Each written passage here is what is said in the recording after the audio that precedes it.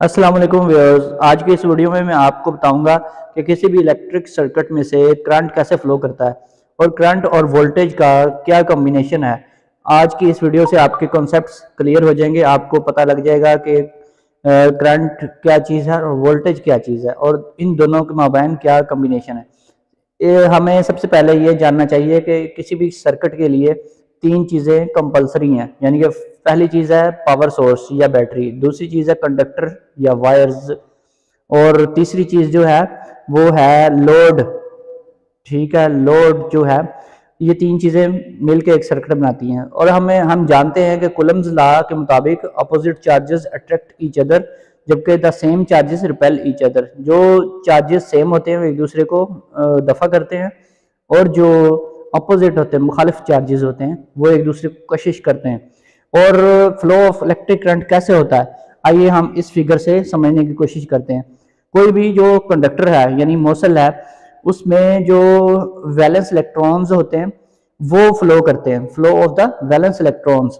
हम जानते हैं कॉपर में टोटल 29 इलेक्ट्रॉन्स होते हैं उसके शेल्स में, और जो उसका आउटर मोस्ट शेल है उसमें एक वैलेंस इलेक्ट्रॉन होता है। अब करंट फ्लो के लिए एक, दो या तीन इलेक्ट्रॉन्स होने चाहिए वैलेंस ऑर्बिट में, तो वो कंडक्टर कहलाता है। कंडक्टर की डेफिनेशन ये है जिसके वैलेंस ऑर्बिट में एक, दो या तीन इलेक्ट्रॉन्स हो, और सबसे अच्छा वो है जिसके एक हो। अब हम देखते हैं गोल्ड और सिल्वर का जो है उसमें एक एक इन दोनों में इलेक्ट्रॉन होता है इनके वैलेंस शेल में, इसलिए ये बहुत ही अच्छे कंडक्टर है। तीन ये कंडक्टर मैंने आपको बताए हैं, गोल्ड, सिल्वर और कॉपर, ये बहुत ही अच्छे हैं। अब हम देखते हैं नॉन कंडक्टर्स क्या होते हैं। एटम्स विद 5, 6 और 7 electrons in their valence orbit are non conductors, यानी कि जिनके वैलेंस ऑर्बिट में 5, 6 या फिर 7 इलेक्ट्रॉन्स होते हैं वो नॉन कंडक्टर होते हैं, यानी कि उनमें से करंट पास नहीं होता। जैसे लकड़ी या प्लास्टिक वगैरह, इन चीज़ों में से करंट इसलिए पास नहीं होता क्योंकि इनमें इलेक्ट्रॉन्स इनके वैलेंस शेल में ज़्यादा होते हैं, उन्हें एजेक्ट आउट करवाना बहुत ही मुश्किल होता है।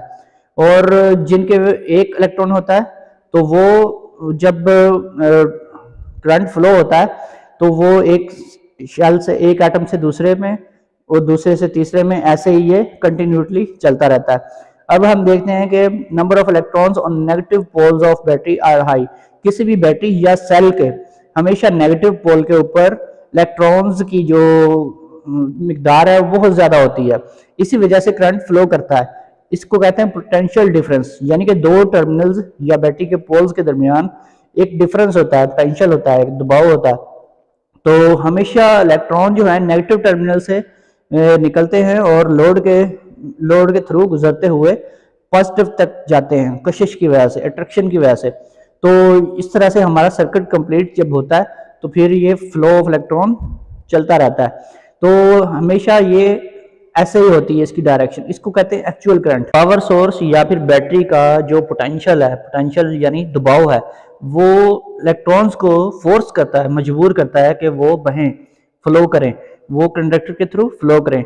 अब जितना हाई वोल्टेज की बैटरी होगी उतने ही ज्यादा उसमें नंबर ऑफ इलेक्ट्रॉन्स होंगे। Higher the electrons are on negative terminal और higher is the potential difference, यानी कि जितना ही बड़ा हाई वोल्टेज का हमारा बैटरी बैंक होगा उतने ही उसके नेगेटिव टर्मिनल के ऊपर इलेक्ट्रॉन की जो मिकदार होगी उतनी ही ज्यादा होगी।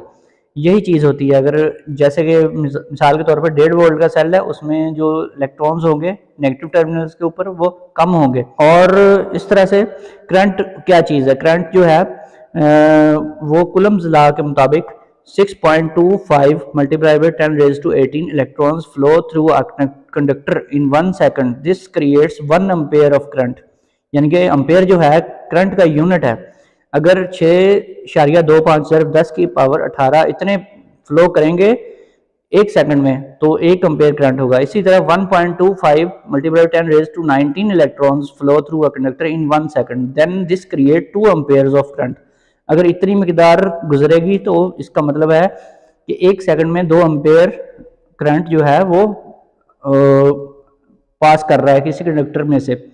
तो इसकी हम पोटेंशियल डिफरेंस क्या चीज़ है, इसकी हम एग्जांपल लेते हैं पानी के पाइप में जो पानी बह रहा है। तो जितना उसका प्रेशर है वो हमारा पोटेंशियल डिफरेंस है, और जो जो है दूसरा करंट वो नंबर ऑफ मॉलिक्यूल्स हैं जो पानी के हैं, इसी तरह वो हम इसको अज्यूम करते हैं करंट का। और एक्चुअल करंट क्या चीज़ है? एक्चुअल करंट वो चीज़ है जो नेगेटिव से पॉजिटिव की तरफ फ्लो करता है, जो एक्चुअल करंट है।